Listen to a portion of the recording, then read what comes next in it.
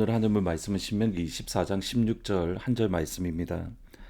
아버지는 그 자식들로 말미암아 죽임을 당하지 않을 것이요 자식들은 그 아버지로 말미암아 죽임을 당하지 않을 것이니 각 사람은 자기 죄로 말미암아 죽임을 당할 것이니라. 어렸을 때에 부흥회 때를 참석을 하게 되면 강사 목사님들이 종종 하셨던 예화가 있습니다. 그 당시에 주로 아내분들이 예수님을 믿고 남편분들이 예수님을 믿지 않았습니다. 그래서 아내분들이 예배 때마다 또는 기도 시간 때마다 특별히 부흥회 때에 남편의 구원을 위해서 또 자녀의 구원을 위해서 간절하게 눈물로 기도를 드리고는 하셨습니다. 한날은 목사님께서 이렇게 남편분에게 예수 믿고 천국 가야 됩니다. 예수 믿고 구원받아야 됩니다. 라고 복음을 전하면 남편분들이 종종 하셨던 말이 있습니다. 아내가 천국 갈 때에 그 바지자락 붙들고 저도 함께 갈 겁니다. 아내가 나의 부인이 믿음이 좋으니까 그 부인 바지자락 붙들고 나도 함께 천국 갈 겁니다. 저도 저희 아버지에게 한 번씩 들었던 말씀입니다. 우리 아들이 목사인데 우리 아들 교회가 천국 갈 때에 나도 그 바지 붙들고 천국 갈 겁니다. 여기에 복음의 기초 또는 복음의 근본이 있습니다. 나의 믿음이 나를 구원합니다. 나의 믿음으로 부모님을, 나의 믿음으로 자녀를, 나의 믿음으로 남편과 아내를 구원시킬 수 없습니다. 나의 믿음은 오직 나를 구원합니다. 에스겔 14장 20절에 보시면 비록 노아, 다니엘, 욥이 거기 있을지라도 나의 삶을 두고 맹세하노니 그들도 자녀는 건지지 못하고 자기의 공의로 자기의 생명만 건지리라 주 여호와의 말씀이니라. 노아는 당대의 완전한 자다라는 하나님의 평가를 들었습니다. 다니엘은 바벨론의 그 우상 숨김이 가득한 우상이 가득한 그곳에서도 하나님의 말씀을 지키려고 하나님 앞에 거룩하게 살려고 몸부림쳤던 하나님의 사람입니다. 욥은 하나님께서 나를 경외한다라고 인정하실 정도로 욥은 하나님의 사람입니다. 그런 노아, 다니엘, 욥조차도 그들의 믿음은 그들을 구원하지 그들의 믿음으로 자녀를, 가족을 구원할 수 없습니다. 이것이 복음의 기초입니다. 예수님이 믿는 믿음이 나를 구원합니다. 오늘 말씀은 하나님께서 이스라엘 가운데에 특별히 가난한 사람을 어떻게 대해야 되는가, 사회적인 약자를 어떻게 지켜주어야 되는가, 여기에 대한 말씀입니다. 먼저 하나님은 이웃이 돈이 급하게 필요하므로 그들이 입고 있는 옷을 전당물로 잡았을 때에 그 옷을 해 지기 전에 반드시 돌려주어야 된다라고 명령하십니다. 옷이라는 것은 이 당시 이스라엘 백성들에게는 이불과 같습니다. 이스라엘의 겨울에는 대략 한 41도 그러니까 4도 정도로 떨어지는 섭씨 4도로 떨어지는 그런 날씨입니다. 그러기에 이불이 없으면 밤에 잠을 자는 것이 쉽지가 않습니다. 이런 상황에서 비록 돈이 급하게 필요해서 옷을 전당물로 잡았지만 해가 지기 전에는 그 옷을 반드시 돌려주어야 된다.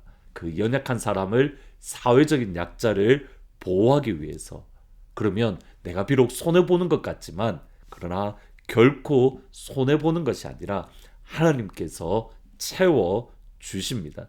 24장 13절에 보시면 해질 때에 그 전당물을 반드시 그에게 돌려줄 것이라 그리하면 그가 그 옷을 입고 자며 너를 위하여 축복하리니 그 일이 내 하나님 여호와 앞에서 너희의 공의로움이 되리라. 두 번째로 하루 벌어서 하루 일을 하는 일반 노동자들의 월급 하루 품삯을 미루지 말고 그날 해지기 전까지 반드시 돌려주어야 함을 명령합니다. 15절에 보시면 그 품삯을 당일에 주고 해진 후까지 미루지 말라. 이는 그가 가난함으로 그 품삯을 간절히 바람이라. 그가 너를 여호와께 호소하지 않게 하라. 그렇지 않으면 그것이 내게 죄가 될 것이라. 그날 품삯을 집으로 가져가지 않으면 그의 온 가정은 굶게 됩니다. 하나님은 이들의 호소, 이들의 간구를 기억하고 들으십니다. 품삯을 그날 품삯을 그날 주지 않으면 죄를 짓는 겁니다. 이렇듯이 하나님은 약자를 보호하시고 약자를 지켜주십니다. 비록 손해보는 듯하지만 결코 아버지의 마음, 아버지를 따라서 하나님 앞에 연약한 이들을 돌보아 주는 것. 하나님은 우리의 행동을 달아보고 계십니다. 여기에 중요한 영적인 원리가 있습니다. 그러면 어떻게 해서 우리도 연약한 자, 약자들을 보호할 수 있는 겁니까? 24장 18절 말씀입니다. 너는 애굽에서 종되었던 일과 내 하나님 여호와께서 너를 거기서 속량하신 것을 기억하라. 이러므로 내가 내게 이 일을 행하라 명령하노라. 하나님께서 나를 값없이 건져주시고 하나님께서 나를 값없이 구원해 주신 아버지의 그 은혜를 기억하고 그 은혜에 감격 안에 있으면 가난한 이들을 돕고 어려운 이들을 보호하는 것을 하나님의 그 명령을 감당할 수 있습니다. 구원이 얼마나 큰지, 얼마나 구원이 놀라운 일인가를 우리가 알고 있기 때문입니다. 값없이 은혜를 받았기에 값없이 줄 수 있습니다. 다르게 표현하면 은혜를 제대로 경험하면 은혜를 베풉니다. 은혜를 경험하지 못하면 은혜를 베풀지 못합니다. 이것이 747 법칙입니다. 누가복음 7장 47절에 보면 이러므로 내가 내게 말하노니 그의 많은 죄가 사하여 줬도다. 이는 그의 사랑함이 많음이라. 사함을 받은 일이 적은 자는 적게 사랑하느니라. 아버지의 사랑을 많이 받은 이는 많이 사랑합니다. 아버지의 용서함을 많이 받은 이는 많이 용서합니다. 아버지의 사랑을 적게 받으면 적게 사랑합니다. 아버지의 용서를 적게 받으면 적게 용서합니다. 이것이 747 법칙입니다. 우리의 사랑을 보면, 우리의 용서를 보면 하나님의 사랑을 얼마나 받았는가, 하나님의 용서를 얼마나 받았는가 알 수 있습니다.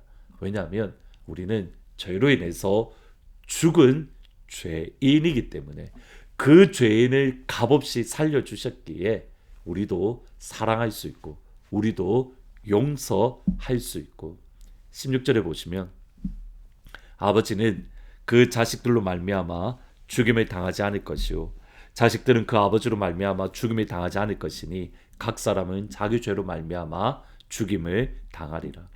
내가 지은 죄 때문에 내가 죽습니다. 내가 지은 죄 때문에 하나님의 심판과 진노를 받습니다. 이것이 복음의 기초입니다. 이것을 가장 잘 보여주는 인물이 고라 자손입니다. 고라는 광야에서 모세와 하나님을 반역하고 대적했습니다. 모세와 하나님을 대적한 그 반역으로 인해서 고라에게 속한 모든 이들은 하나님의 진노, 하나님의 기이한 심판을 받습니다. 그런데 고라의 자녀들 가운데에 또는 고라의 자손들 가운데에 모세를 향한 고라의 반역에 동참하지 않았던 자녀들이 있습니다. 모세를 향한 반역에 함께하지 않았던 고라의 자녀들이 있습니다. 이들이 이후에 하나님을 찬양하는 하나님의 사람이 되었고 그들 가운데에 시편을 기록한 예를 들어 42편을 기록한 하나님의 말씀, 예배의 사람, 찬양의 사람이 있습니다. 복음의 기초는 나의 죄 때문에 심판을 받고 그 하나님의 사랑을 경험하고 그 하나님의 용서를 받는 것. 복음의 감격, 복음의 은혜. 이것이 복음의 기초입니다. 오늘 하루 이 아침 하늘 문을 여시고 하나님께서 복음의 감격을, 복음의 은혜를, 아버지의 사랑을, 아버지의 은혜를 한량없이 경험하며 우리도 용서하고 우리도 사랑하는 747 법칙을 행할 수 있는 복된 하루가 되기를 주님의 이름으로 축원합니다. 기도하십니다. 하나님께 더 큰 사랑을 잊기를 원합니다.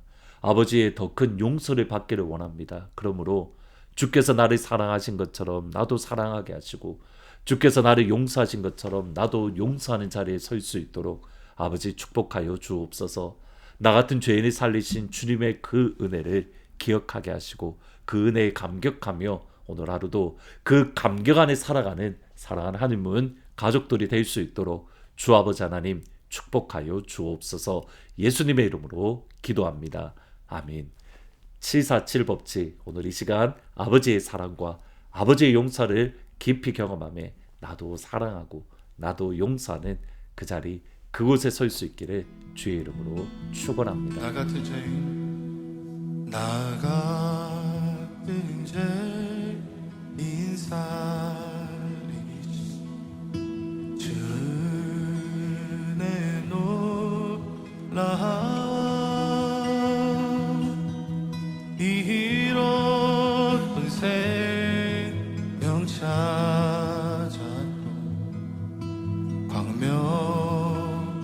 광명으로 떠네. 아멘. 큰 죄악에서 큰 죄악에서 건지신 주 내 고마워.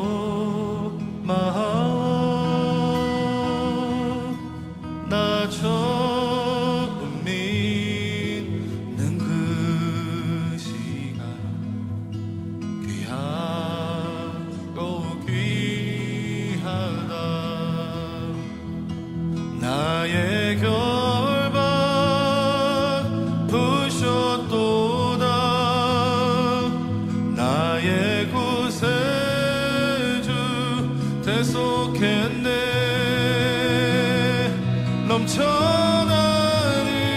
넘쳐나는 주의 자비 주의 사랑 주의 은혜. 오 주님의 놀라운 은혜. 이제껏 내가 산 것도 이제